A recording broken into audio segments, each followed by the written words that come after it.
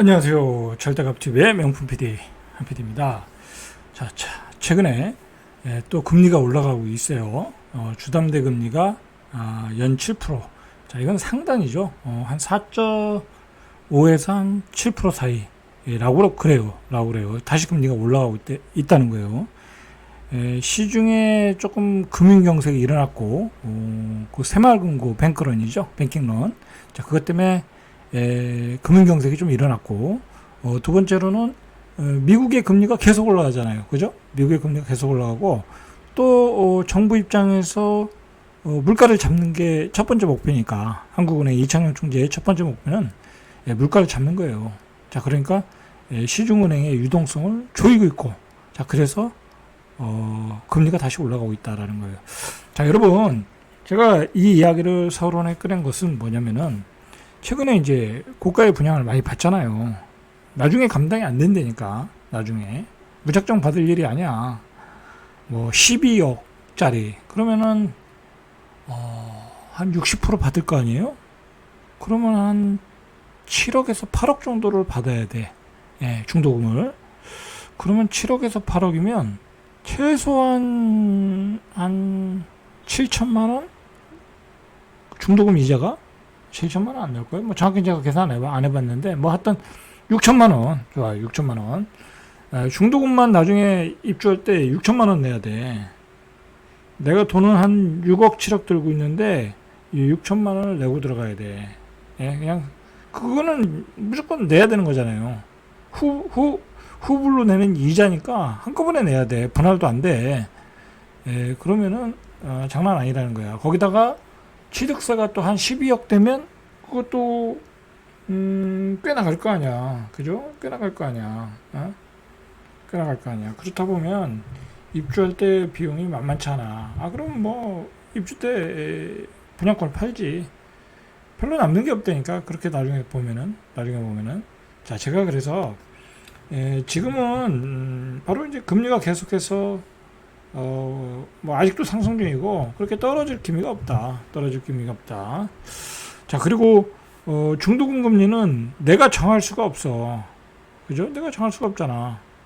뭐 은행이 칼자루를 쥐고 있기 때문에 그냥 헐테면 헐고 말테면 말아라야. 그리고 중간에 지들이 맘대로 올려. 맘대로 올린다니까. 그러니까 이게 금리가 올라가면 이 집값이 올라갈 수가 없어. 그리고 지금은 고분양가에다가 사실 부담도 오고 그런 시대이기 때문에 무리하게 집을 뭐 시세 차익을 내겠다 아니면 입주를 하겠다라고 생각하고 받으면 굉장히 고생할 수가 있다. 그 차원에서 제가 지금 대출금리 이야기를 먼저 꺼낸 거예요. 무리하지 말아라. 분양가가 싸면은 중도금 금리도 중도금 이자도 많이 들어가는 거 아니니까 괜찮은데 능력 이상으로 받으면 문제가 될 수 있다라는 거야.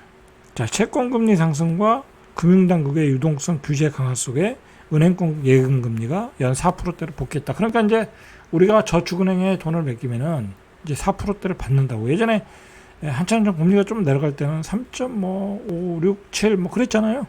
지금 한 4.5까지도 받을 수 있다라는 거야. 이렇게 되면 금리를 4%대 받으면은 사람들이 또 투자도 안 해. 은행으로 가지. 그죠? 저축은행이 한 4.5%면 조금 우량한 그 채권 대기업들 그런 것들은 5.5도 받을 수 있거든. 그러면 그런 거 사는 게 낫지. 그죠? 어디다 뭐 투자할 게 뭐 있냐고. 4.5에서 5.5 주면은 뭐 투자할 데가 없어. 주식도 할 필요 없어, 사실은. 뭐 리스크 있게 할 필요도 없어. 주식 잘 모르는 사람들은.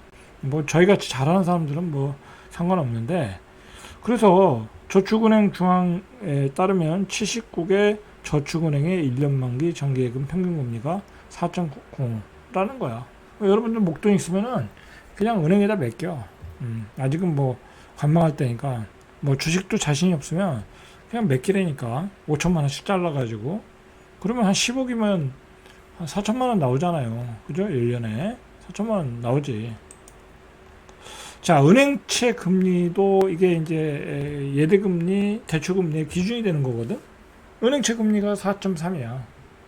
그러니까 대출금리도 이거 이상이겠죠? 그죠? 자, 이런 영향이 미국 기준금리 인상, 뭐 이제 앞으로는 미국 기준금리는 안 올릴 가능성이 높아요. 거의 다 올랐고, 새마을 채권 대량 매도 영향으로, 자, 이거 사실 지금 부동산 PF가 어떻게 막아나가고 있지만, 이 금융권에서 계속해서 이게 부실이 나올 수가 있어. 그런 소식이 나오잖아요. 뭐 땅을 사놓고서 분양을 못하는 거야. 뭐 그리고 지금 뭐 지방은 분양이 안 되잖아. 그죠? 뭐 그리고 아파트만 가지고 부동산 저기 건설회사들이 먹고 사는 것도 아니고 주로 부동산 PF가 나간 게 뭐 공장이라든지 뭐 아니면 물류센터라든지 지식산업센터라든지 오피스텔인데 그런 게 거의 안 팔리잖아. 금리가 4%인데 우리가 적금해서 받는 금리가 4.5 이상이면 누가 물류센터에다 투자를 해. 그죠? 누가 오피스텔을 사서 투자를 해. 그죠? 그냥 그냥 다 나가리야. 다 나가리. 뭐 그냥 뭐 투자할 땐 하나도 없어. 그러면 이제 부동산 그 PF로 나갔던 그 돈들이 회수하기가 어려워져. 이런 금리. 자, 그러니까 미국의 금리가 내리면은 이제 우리 경제를 살리기 위해서 우리 금리도 내리겠죠. 자, 그러려면 아직도 한참 멀었다. 한참 멀었다는 거야. 자, 그러니까 결국은 금리 싸움이라니까. 자, 그런데다가 금융당국이 이 유동성 커버리지 비율이라는 게 있는데 이게 LCR 규제를 85%까지 낮췄지만 올해 말까지 95%, 100%까지 끌어올리겠다. 순차적으로 정상화할 거라는 거야. 그러니까 뭐랄까 나간 돈만큼 돈을 가지고 있어라는 거야. 예비자금 가지고 있어라. 뱅킹런이 일어날 수도 있고 그러니까 쉽게 얘기해서 그 얘기야. 그래서 LCR은 향후 30일간 순현금 유출액 대비 예금, 국공채 등 고유동성 자산의 비율이다. 그 말이 그 말이에요. 돈을 많이 가지고 있어라.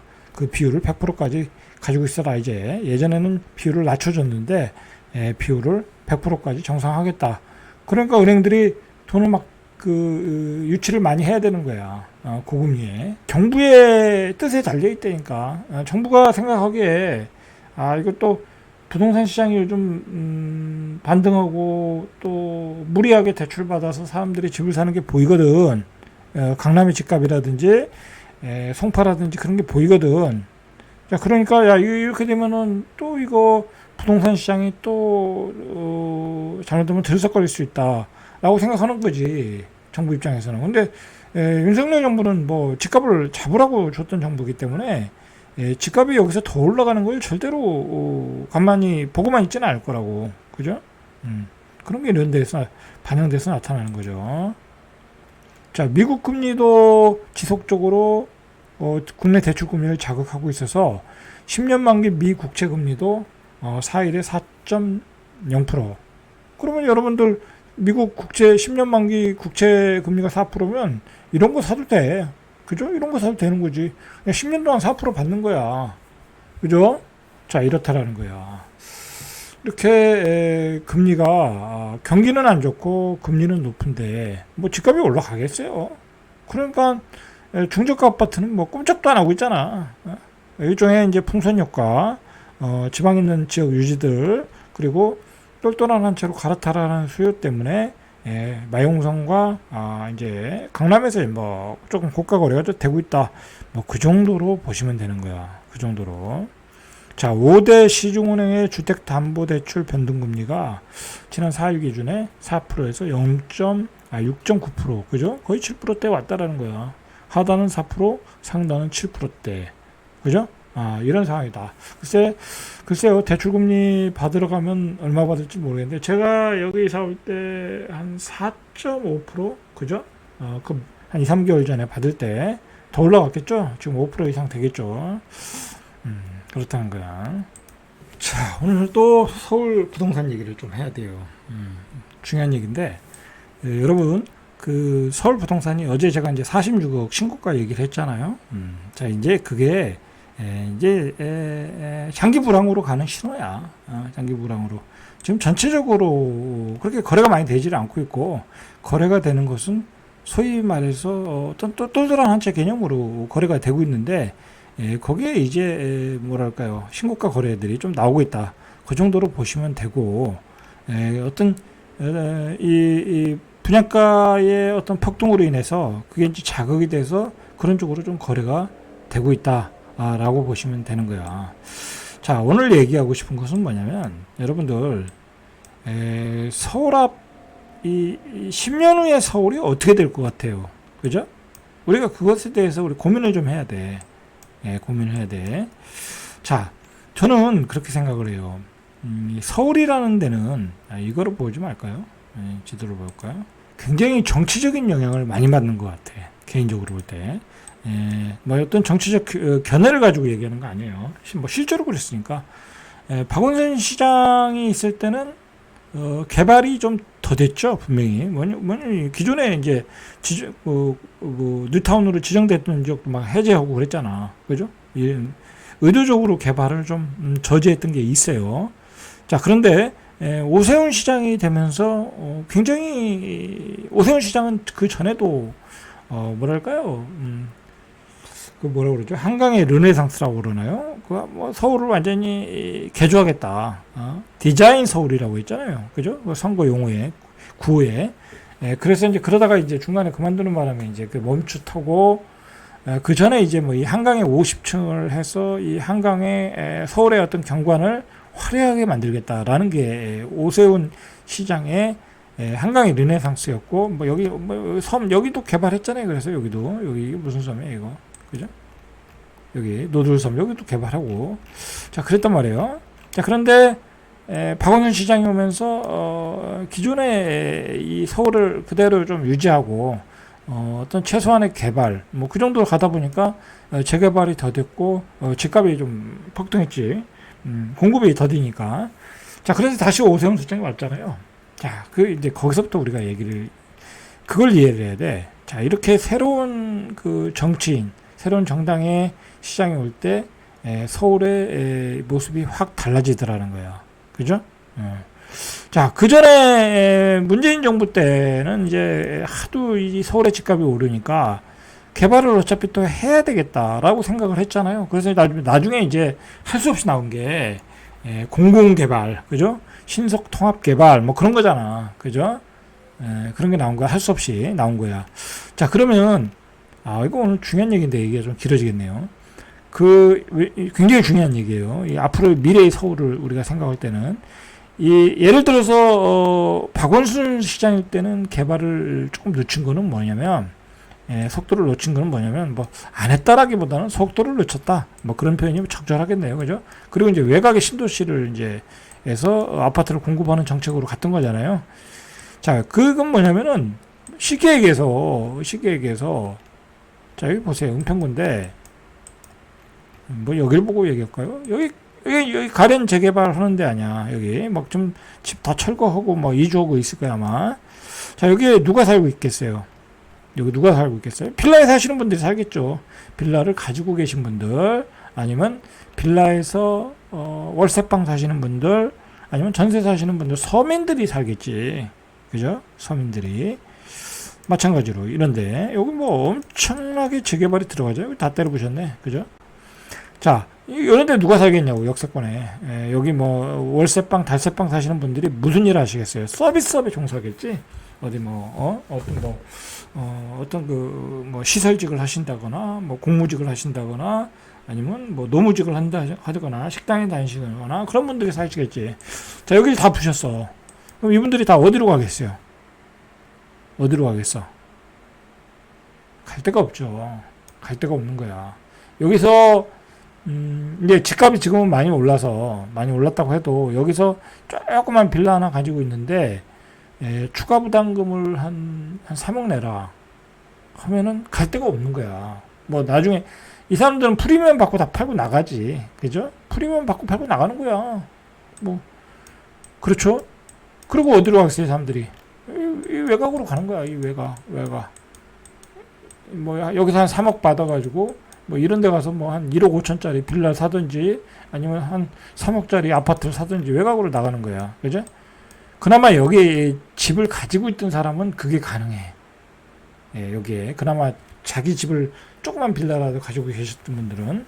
자, 그런데 만약에 여기에 할아버지 할머니들 월세 살고 전세 살고 그리고 혼자 사시는 분들, 그런 분들은 어디로 가겠냐고. 요즘에 여기 또 자꾸 재개발하는 데가 많잖아. 그나마 은평구는 여기 빌라들이 많고 그런 지역인데, 그죠? 다른 지역에 비해서. 뭐 어디로 가겠냐고. 이분들.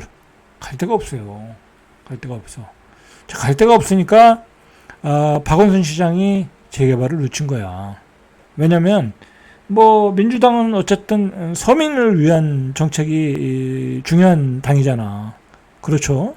그리고 서울이라는 곳은, 서울 수도권은 뭐 정치적으로도 굉장히 중요한 곳이고, 그리고 서울이라는 곳은 어떤 특정한 소득군이 다 서울의 지역을 다 뭐랄까 주류층으로서 살고 있다고 하면 서울은 돌아가지를 않아. 그렇잖아요. 여기 식당에 근무하시는 분도 있어야 되고 경비 쓰시는 분도 있어야 되고 그죠? 여러 가지 일들이 있는데 예를 들어서 자 보세요. 여기 이제 여기 재개발 된데 아니야. 여기 이거 얼마겠어요, 이거 한 12억, 최소한 12억은 한다고. 그죠? 뭐 한 10억까지 떨어졌는데, 여기 사시는 분들 여기 안 들어온다고. 못 들어온다고. 그죠? 사서 못 들어온다고. 여기 아파트 팔아서 여기도 못 들어와. 뭐 빌라 팔아서도 못 들어오고. 그러면 여기는 새로운 소득권이 들어오고, 새로운 세대가 들어오는 거야. 젊은 세대들. 그죠? 30대, 40대의 그 고소득군이죠. 그죠? 그런 좋은 직장 다니시는 분들. 그런 분들이 들어오는 거야. 근데 예를 들어서 이런 지역이 전부 다 재개발돼 가지고 여기도 그런 분들로 이제 들어올 거 아니야. 다 그렇게 들어올 수는 없잖아. 그죠? 이분들은 다 어디로 가냐고. 자, 그래서 재개발이 많이 진행이 안 됐다. 자, 그러나 자, 제가 얘기하고 싶은 건 또 뭐냐면 자, 오세훈 윤석열 정부가 들어서고 오세훈 시장이 들어섰는데 자, 저는 오세훈 시장도 개인적으로 한번 본 적은 있는데 옛날 방송국 다닐 때 인터뷰를 한번 한 적이 있는데 사람은 참 좋아요. 사람은 참 좋아. 제가 받은 느낌은 참 대단한 사람인 것 같아. 자, 어쨌든 이 양반이 하는 정책은 뭐냐면 이 서울을 화려하게 만들겠다. 첨단 도시. 예? 그리고 발전하는 도시, 그런 도시로 만들겠다는 거 아니야. 그래서 여기에 한강변에 50중을 짓고, 일단 그 사람이 발표한 것만 보면, 그리고 이제 여기도 이제 그 성수 특별지구죠. 여기도 이거 엄청나게 땅값이 비싸잖아요. 여기다 50층 짓겠다는 거 아니야. 그리고 압구정동 이쪽도 50층은 나올 것 같아. 뭐 80층까지 얘기하는데 그건 좀 오버한 거고, 여기도 최소 50층, 여기에 보행교까지 듣고, 여기 기부 체납하고, 그런 식으로 용적률을 완화해주면서, 주택 공급을 하고, 새로운 주택을 공급을 하겠다. 그런 정책이라고. 서울시장의 지금의 정책은. 마찬가지로 잠시를 주공 오단지. 그러니까 이런 데가 비싸잖아. 자, 그것만 그래요? 그것만 그래. 자, 여기도 이거 사실은, 박원순 시장 때도 얘기는 나왔어. 그죠? 블록으로 개발해야 된다. 그죠? 블록 개발. 전체를 다 개발해야 됐다. 지구 단위 계획을 짜가지고. 그래서 완전한 첨단 금융시티? 그런 거로 만들겠다라는 게 여의도의 지구 단위 계획 아니에요? 그죠? 자, 그런데 여기도 그래가지고 층수를 50층 올리고, 그래서 여기도 재건축 가격이 많이 올랐죠. 잘 보세요, 이게. 오세훈 시장의 개발은 이렇게 대규모의 개발이야. 대규모의 블록 개발. 여기만 그래요? 자, 여기도 그렇잖아. 그죠? 용산. 이 정비창 있는데. 그죠? 여기죠. 여기도 개발 들어간다 그러고. 그죠? 앞에도 이제 오세훈 시장이 여기까지 집어넣는다고 그랬다가 지들이 반대했잖아. 그죠? 자기들이 반대했으니까 여기 빼고 개발하겠다. 자, 그리고 여긴 또 어떻게 됐어요? 여기도 좀 집값이 올라간다고 그러더라고. 자, 목동. 그죠? 자, 목동. 여기. 자, 여기도 완전히 블록 개발. 그죠? 블록 개발해서, 또 용적률을 높여주고.